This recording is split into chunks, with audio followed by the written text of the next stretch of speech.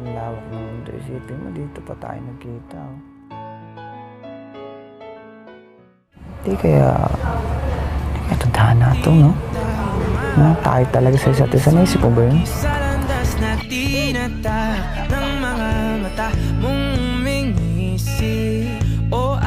So lang ko ipakita sa kanila na komportable ako na kasama si Piang at wala ko silang dapat isipin. Marana pagkurba ng aking mga labi, sabay sa marahan mong tingin. Mabaging mata, may sumaakin na ba na agad? Kung ayaw niyo naman, eh di wag. Diba? Ayan na tinutukoy ko, nasanay ka lang. O, nag-gets mo. Hangin mong buga, ang kapanatagan ko. At sobrang sensitive na true words eh. Kaya yung mag-request ko yun na makausap ko si Piang ng personal dahil po sa nagdaang linggo, masyadong naging mabigat po sa kanya. Aakapin, sa'yo tumutugma, isip ko't kaluluwa. Sa maingay na mundo, ikaw ang pahinga.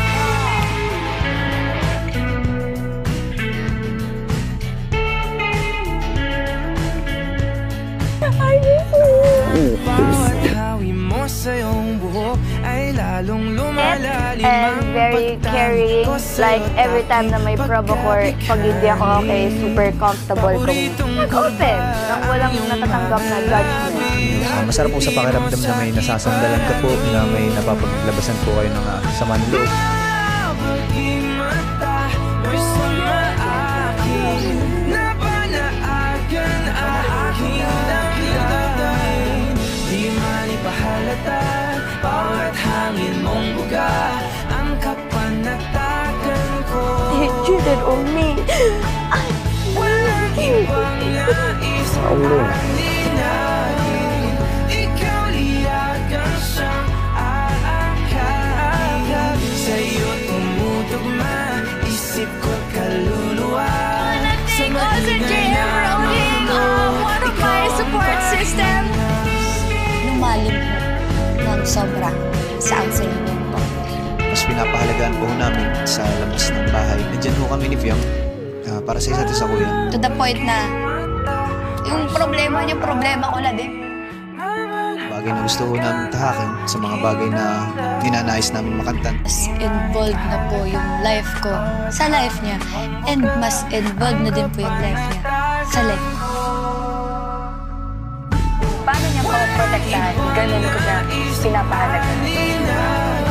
Ano ka-importante si Fiam sa buhay mo, JM, ngayon? On a scale of 1 to 11. 12.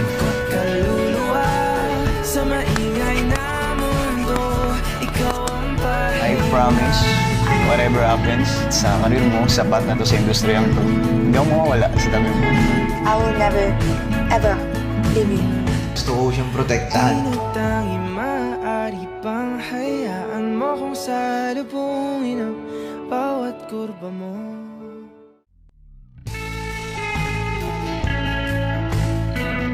Alam mo, thankful ako na hindi tayo nagkakilala sa social media. Nagkakilala tayo sa isang lugar kung saan nandun tayo pareho.